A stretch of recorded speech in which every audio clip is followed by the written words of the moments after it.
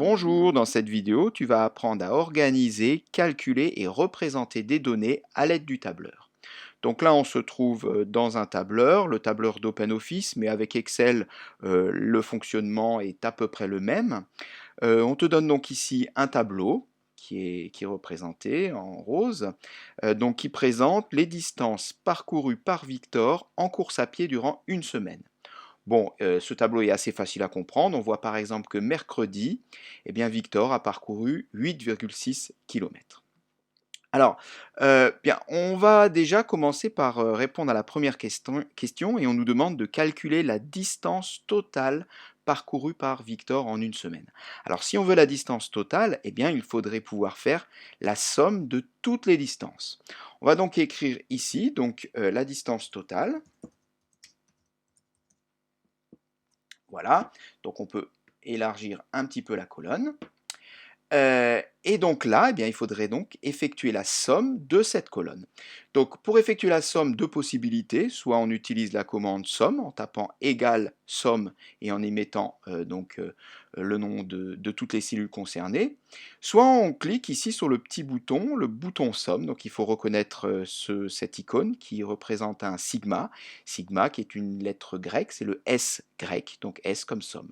Donc quand j'appuie sur ce sigma, eh bien, le tableur, de façon intelligente, va aller chercher eh bien, une colonne où il a déjà des nombres qu'il pourrait sommer. Eh bien, voilà, c'est justement ce qu'on a besoin.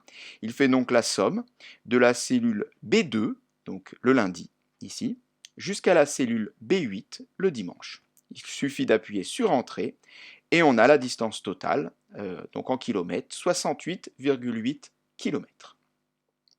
Alors on voudrait également s'intéresser à la moyenne, donc dans la ligne 10, on va calculer la moyenne.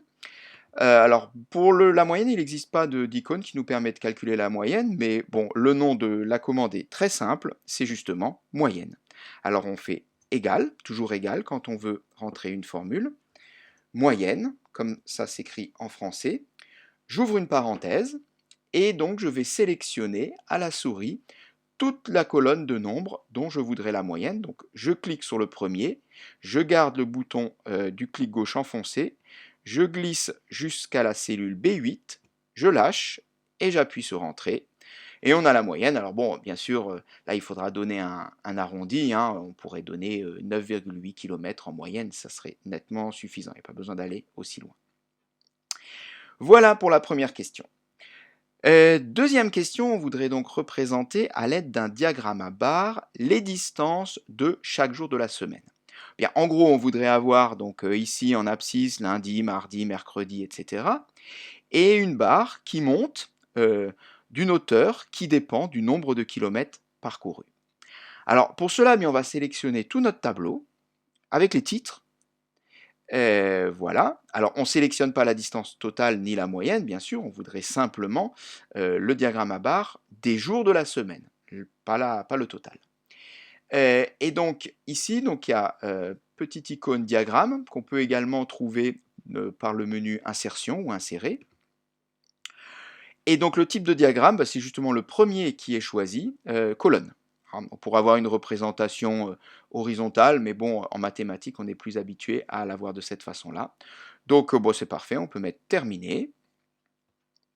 On va attraper notre diagramme, on va le descendre un petit peu, voilà. Et on a directement bien la représentation que l'on attend. Bah, par exemple, pour le lundi, ici, on voit notre barre ici qui monte à... Alors là, on est entre 4 et 6, donc là, on serait à 5, un peu plus de 5. Mais ça permet quand même d'avoir de pouvoir visualiser une évolution globale de l'entraînement qu'a fait Victor. On voit que progressivement, il a fait des distances de plus en plus longues jusqu'au vendredi, où ensuite, sur le week-end, il a recommencé à diminuer ses distances. Voilà, donc le diagramme à barres permet d'avoir quand même une vue d'ensemble des données qu'on n'a pas dans le tableau. Et cette séquence est terminée.